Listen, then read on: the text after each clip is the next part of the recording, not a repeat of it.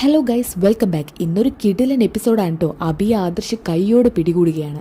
ആദ്യം തന്നെ കാണിക്കുന്നത് അബിയെ നവ്യാണ് കേട്ടോ. നവ്യാണെങ്കിൽ അബിയെ തന്നെ ഇങ്ങനെ നോക്കിക്കൊണ്ട് നിൽക്കാണ്. അപ്പൊ അബി ചോദിക്കുന്നുണ്ട്, എന്താടി എന്തിനാ ഇങ്ങനെ നോക്കിയിരിക്കുന്നത്? അപ്പൊ നവ്യ പറയുന്നുണ്ട്, കുറച്ച് ദിവസമായിട്ട് ഞാൻ ശ്രദ്ധിക്കുന്നുണ്ട് അമ്മയ്ക്കും മോൻക്കും മാറി നിന്നുള്ള സംസാരം. ദേ നവ്യ, നീ എന്താ രാവിലെ തന്നെ ചൊറിയാൻ വന്നേക്കുവാണോ? അല്ലേലും ഉള്ള കാര്യങ്ങൾ പറയുമ്പോഴാണല്ലോ നിനക്കിങ്ങനെ കിടന്ന് തിളക്കല്. എടി, എനിക്കും അമ്മയ്ക്കും പലതും പറയാനുണ്ടാവും. അതൊക്കെ നിന്നോട് പറയണമെന്നുണ്ടോ? എന്നോട് പറയണമെന്ന് ഞാൻ നിങ്ങളോട് പറഞ്ഞില്ലല്ലോ. അല്ലേലും നിങ്ങൾ സംസാരിക്കുന്നത് കേൾക്കാൻ നിൽക്കുന്നവരെ മനുഷ്യത്വം ഇല്ലാത്തവരാ. ഓ, ഈ മനുഷ്യത്വം ഉള്ളവള് കുറച്ചു ദിവസം ആയുള്ളൂ മാറിയിട്ട്. അതുവരെ സ്വന്തം അച്ഛനും അമ്മയെ പോലും ഒരു നോക്ക് കാണണമെന്നില്ലാത്തവളാ. അതേടാ, അങ്ങനെ ആയിരുന്നു ഞാൻ. നീയക്കും കൂടി എന്നെ അങ്ങനെ ആക്കിയതാ. ഞാൻ ആക്കിയതാണോ? എടി, നീ ജനിച്ചത് മുതൽ നിനക്ക് ദുഷ്ട സ്വഭാവമല്ലായിരുന്നുടി. അതേടാ, എനിക്ക് കുറച്ച് അഹംഭാവമൊക്കെ ഉണ്ടായിരുന്നു. എന്നാൽ എന്നെ ഒരു ക്രിമിനൽ മൈൻഡ് ആക്കിയത് നീയും നിന്റെ അമ്മയും കൂടിയാ. നീ എൻ്റെ അനിയത്തിയെ അമ്മയും അച്ഛനെയൊക്കെ കുറിച്ച് ഓരോന്ന് പറഞ്ഞു തന്ന് എൻ്റെ മനസ്സിലില്ലാത്ത വിഷം കുത്തിവെച്ചത് നീയല്ലേടാ.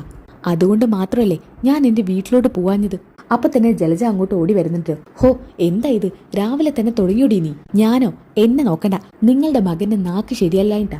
അപ്പൊ ജലജ പറയുന്നുണ്ട്, ഇതിനുള്ള മറുപടി എനിക്ക് തരാൻ അറിയാനിട്ടല്ല, പിന്നെ നിന്നോട് സംസാരിച്ച് എനിക്ക് സമയം കളയാൻ വയ്യ. ദേ അബി, നീ എന്തിനാടാ ഇവളോട് സംസാരിക്കാൻ നിൽക്കുന്നത്? ഒന്നെന്റെ കൂടെ വന്നേ.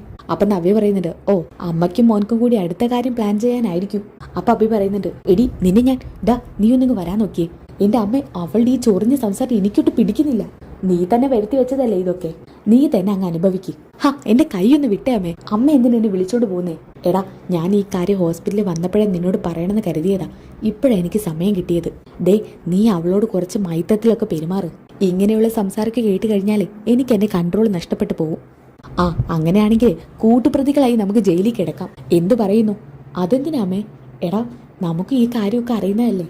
ആ കാര്യം നമുക്ക് രണ്ടുപേർക്കും അല്ലേ അറിയൂ. ദേ, എന്ത് വന്നാലും ഒരു മുൻകരുതൽ എടുത്തിരിക്കണം. നീ അവളോട് കുറച്ച് മയത്തത്തിലൊക്കെ അങ്ങ് പെരുമാറ്. പറഞ്ഞത് കേട്ടോ? ശ്രമിച്ചാൽ നിനക്ക് നല്ലതാ. ചെറിയ കുട്ടികളെ പോലെ ഓരോന്നിങ്ങനെ പറഞ്ഞു തരണം. ഇതും പറഞ്ഞ് ദേഷ്യം പിടിച്ച് അവിടുന്ന് ജലജ പോവാണ് കേട്ടോ. പിന്നെ കാണിക്കുന്നത് ആദർശും അച്ഛനും അനന്തപുരിയിലോട്ട് വരുന്നതാണ്. മുത്തശ്ശനും മുത്തശ്ശിയും ഹാളിൽ ഇരിക്കുന്നുണ്ട് കേട്ടോ. ജയ, ദേവ്യാനിക്കിപ്പോൾ എങ്ങനെയുണ്ട്? ഞാൻ അങ്ങോട്ട് വിളിക്കാനിരിക്കുമായിരുന്നു, അപ്പോഴാണ് നിങ്ങൾ വരുന്നത്. അച്ഛാ, പ്രത്യേകിച്ച് മാറ്റമൊന്നും പറയാനായിട്ടില്ല. ഒന്ന് ഡ്രസ്സ് മാറിയിട്ട് പോവാന്ന് കരുതി വന്നതാ. അപ്പം മുത്തശ്ശൻ പറയുന്നുണ്ട്, നിങ്ങൾക്ക് രണ്ടുപേർക്കും ഒന്ന് കണ്ണടയ്ക്കാൻ പോലും പറ്റുന്നില്ലെന്ന് ഞങ്ങൾക്കറിയാം. എന്ത് ചെയ്യാനാ, ദൈവത്തിൻ്റെ ഓരോ പരീക്ഷണങ്ങളാ. ചിലപ്പോൾ ഇതൊക്കെ നല്ലതിനായിരിക്കും. അപ്പം മുത്തശ്ശി പറയുന്നുണ്ട്, മോനെ, നീയും ആദർശം പൂജാമുറിയിൽ ചെന്ന് നല്ലോണം ഒന്ന് പ്രാർത്ഥിക്ക്. എല്ലാം ശരിയാകും. ശരിയാച്ചാ, ഞങ്ങൾക്ക് പെട്ടെന്ന് തന്നെ പോവേണ്ടതുണ്ട്. എന്നാൽ പെട്ടെന്ന് ആയിക്കോട്ടെ.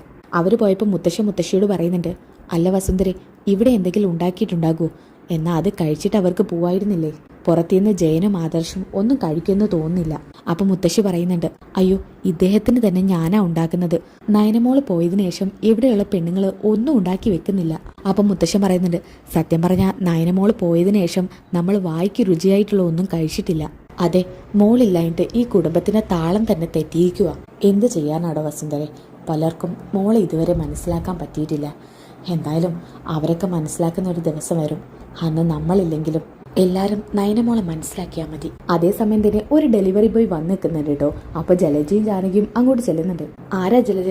ഒരു ഡെലിവറി ബോയിയാ. അവൾ എന്തെങ്കിലും ഓർഡർ ചെയ്ത് കാണും ജാനകി, എന്റെ മോന്റെ കാശ് തീർക്കാൻ. അപ്പൊ ഡെലിവറി ബോയ് പറയുന്നുണ്ട്, അനാമിക. അപ്പൊ ജാനകി ചോദിക്കുന്നുണ്ട്, അനാമിക മോൾക്കുള്ളതാണോ? മാഡം, ഇത് ഓർഡർ ചെയ്തിരിക്കുന്നത് അനാമികയാ. ജാനകി, ഇത് നിന്റെ മരുമകൾക്കുള്ളതാ. ഇതെന്തോ ഫുഡാണെന്നാ തോന്നുന്നേ.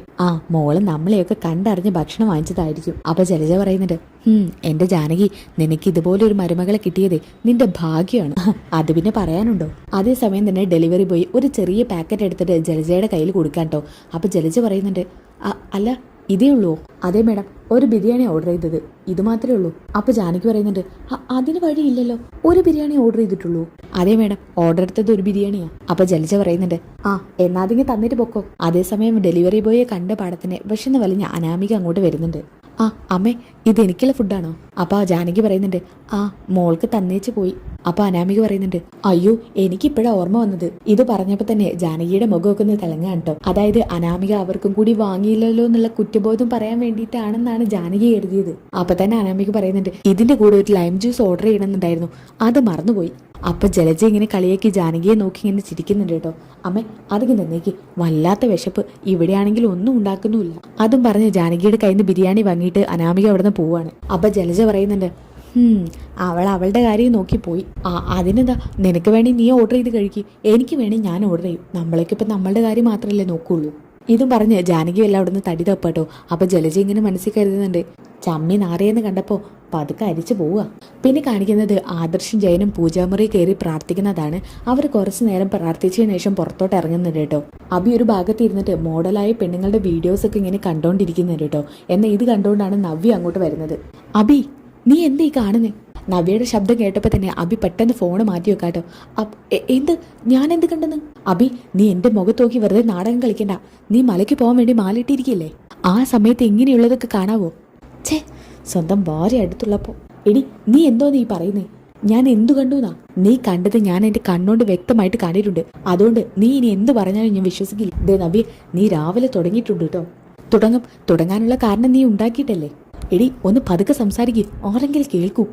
കേട്ടോട്ടെ. നീ അതുപോലെ കാണാൻ പറ്റിയ കാര്യങ്ങളാണല്ലോ കാണുന്നത്. നിന്റെ വല്യമ്മ ആ ഹോസ്പിറ്റലിൽ കിടക്കുന്നത്. ആ സമയം നീ രസിച്ചുകൊണ്ട് ഇങ്ങനെയുള്ള കാഴ്ചകളൊക്കെ കണ്ടോണ്ടിരിക്കുവല്ലേ? എടി, അവർ ഹോസ്പിറ്റലിൽ കിടന്നോട്ടെ, എനിക്കെന്താ അതിൽ നഷ്ടം? അതേനെ എനിക്കും പറയാനുള്ളത്. നിനക്കതിലെന്താ നഷ്ടം? നീയല്ല അത് നഷ്ടപ്പെടുത്താൻ നോക്കിയത്. അങ്ങനത്തോർക്ക് നഷ്ടപ്പെട്ടില്ലെങ്കിലേ കുഴപ്പമുള്ളൂ. നീ എന്താടി പറഞ്ഞോണ്ട് വരുന്നേ? ഞാൻ പറഞ്ഞോണ്ട് വരുന്നതേ ബുദ്ധിയുള്ളവർക്ക് മനസ്സിലാവും. അതെടി, ഞങ്ങൾ അറിവ് തന്നെയാണ് നിന്നെ കൊല്ലാൻ നോക്കിയത്. നിന്റെ വയറ്റിൽ കിടക്കുന്ന കുഞ്ഞിനെ പോക്കാൻ വെച്ചതേ അവരെടുത്ത് കുടിച്ച് അവർ തലവേദന വാങ്ങി വെച്ചു. അതിപ്പോ എന്റെ തെറ്റല്ലല്ലോ. എടാ, നീ എന്താ പറഞ്ഞത്? എന്റെ കുഞ്ഞിനെ കൊല്ലാൻ നോക്കിയെന്നോ? എടാ, നിന്റെ കുഞ്ഞല്ലേടാ എന്റെ വയറ്റിൽ കിടക്കുന്നത്. നിന്റെ ജീവൻ നീ അങ്ങനെ ചെയ്യുന്നത് ഞാൻ ഒരിക്കലും കരുതിയില്ല. അവളുടെ ഒരു കുഞ്ഞ്.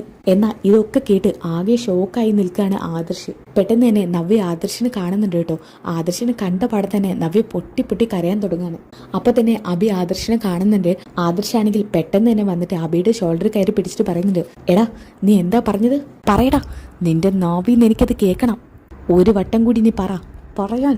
എടാ, ഇങ്ങോട്ട് നോക്കടാ, നിന്റെ കുഞ്ഞല്ലേ ഈ വയറ്റിൽ കിടക്കുന്നത്. നീയല്ലടാ ഈ കുഞ്ഞിന് ജന്മം നൽകിയത്. അല്ലേന്ന്?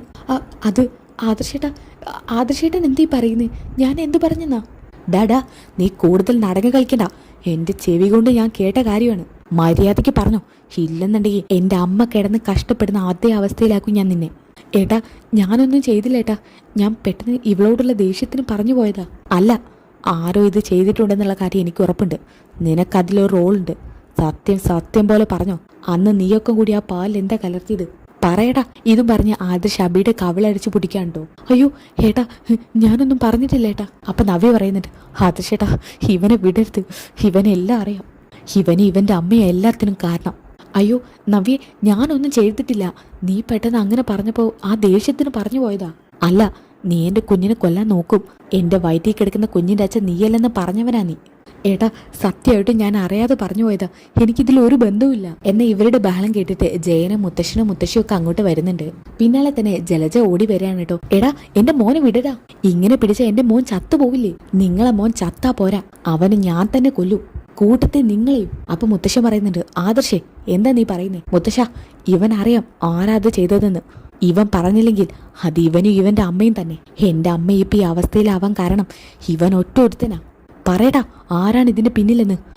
ആദർശേട്ടാ, എന്റെ അമ്മയാണ് സത്യം. എനിക്കറിയില്ല. അപ്പൊ ജലജ ഇങ്ങനെ മനസ്സിൽ കരുതുന്നുണ്ട്, ഈശ്വര, ഇവൻ എന്റെ തലയും തൊട്ട് സത്യം പറഞ്ഞല്ലോ. ദരിദ്രവാസി, ഇവരെങ്ങനെ എന്റെ വയറ്റിൽ വന്ന് പറന്നു? എടാ, നീ ഇവിടുന്ന് പറയാതെ പോകുന്നു തോന്നുന്നുണ്ടോ? പറയാനാ നിന്നോട് പറഞ്ഞത്. ഇല്ലെങ്കിൽ നിനക്കെന്നെ അറിയാലോ. 2 എണ്ണം തന്ന് ഞാൻ പറയിപ്പിക്കും. ആദർശേട്ടാ, സത്യമായിട്ടും. അപ്പൊ മുത്തശ്ശൻ വന്നോട് പറയുന്നുണ്ട്, പറയടാ, നിനക്കിതിൽ പങ്കുണ്ടോ?